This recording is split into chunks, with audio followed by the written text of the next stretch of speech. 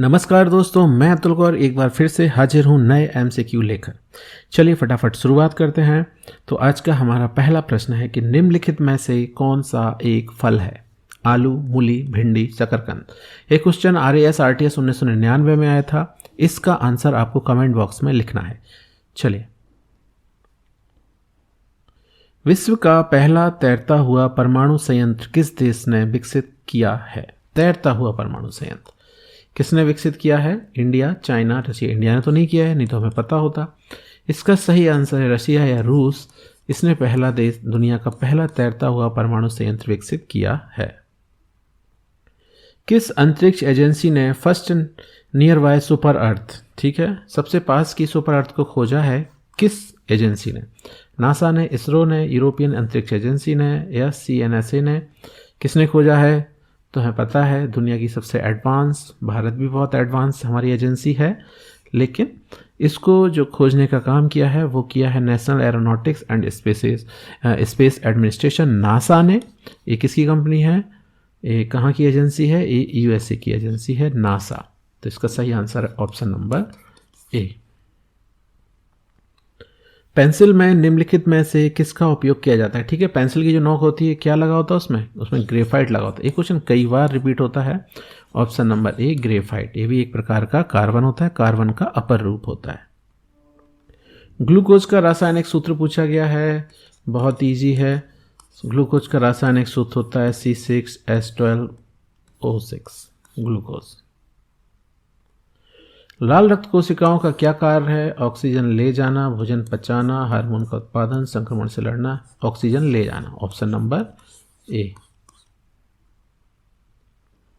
निम्नलिखित में से कौन सा स्तनपायी नहीं है? कुत्ता स्तनपायी है, व्हेल मछली स्तनपायी है, चमगादड़ स्तनपायी, स्नेक जो होता है या सांप जो होता है वो स्तनपायी नहीं होता है, वो होता है रेप्टाइल, सरीसृप। मानव में सबसे बड़ा अंग कौन सा है? Heart, liver, brain. सबसे बड़ा अंग होती है त्वचा। मनुष्य का सबसे बड़ा अंग होता है त्वचा। कई बार हम अखबारों में पढ़ते हैं कि मिलावटी दूध बनाने में डिटर्जेंट का इस्तेमाल किया जाता है। ठीक है, दूध में मिलावट में डिटर्जेंट का उपयोग क्यों किया जाता है? ठीक है, ये तो हमने कई बार पढ़ा है कि जो नकली जो दूध बनता है उसमें क्या मिलाया जाता है? उसमें डिटर्जेंट मिलाया जाता है। लेकिन क्यों मिलाते हैं ये पूछा गया है। तो 4 ऑप्शन दिए हैं। वसा को पानी में घोलने के लिए, घोल की अम्लता को बेअसर करने के लिए, दूध के ठोस पदार्थों को बदलने के लिए, परिवहन के दौरान इसे संरक्षित करने। जो फैट है जो उसको पानी में आसानी से घोलने के लिए डिटर्जेंट का उपयोग किया जाता है। तो ऑप्शन नंबर A सही है। डाल्टनिज्म वह नाम है जो निम्नलिखित में से किस विकार को संदर्भित करता है? क्योंकि यह नाम परमाणु सिद्धांत के जनक जॉन डाल्टन के सम्मान में रखा गया था। ठीक है, एक बीमारी है डाल्टनिज्म, ये जो हमारे परमाणु सिद्धांत दिया था जॉन डाल्टन ने, उनके नाम पर रखा गया था। तो वो बीमारी किससे संबंधित है? वो बीमारी कलर ब्लाइंडनेस से संबंधित है, उसको हम डाल्टनिज्म भी कहते हैं। Option number B। निम्नलिखित में से किसको मसालों की रानी कहा जाता है? भाई, मसालों की रानी किसे कहते हैं? तो इलायची को मसालों की रानी कहा जाता है। हम उस तापमान को क्या कहते हैं जिस पर पदार्थ की तरल और वाष्प अवस्थाएं सह अस्तित्व में होती हैं? ठीक है, जब वो तरल अवस्था और वाष्प अवस्था सह अस्तित्व में होती हैं तो उसको हम क्वथनांक कहते हैं। क्या कहते हैं? क्वथनांक। निम्न में से कौन सा सही है? स्वतंत्र रूप से लटका हुआ चुंबक हमेशा उत्तर दक्षिण दिशा में संरेखित होता है। ये तो सही है। चुंबक के चुंबकीय ध्रुव समान शक्ति के होते हैं। ये भी सही है। तो ऑप्शन नंबर A और B दोनों सही है, इसलिए ऑप्शन नंबर C। निम्नलिखित में से किसे पौधे की खाद्य फैक्ट्रियां भी कहा जाता है? भाई, हमें पता है पौधे कहाँ खाना बनाते हैं, खाद्य फैक्ट्री कह लो, किचन कह लो, वो होती हैं पत्तियां, हरी पत्तियां। पक्षी प्रवास का अध्ययन क्या कहलाता है? ठीक है, जो पक्षी प्रवास का अध्ययन होता है उसको फिनोलॉजी कहते हैं। क्या कहते हैं?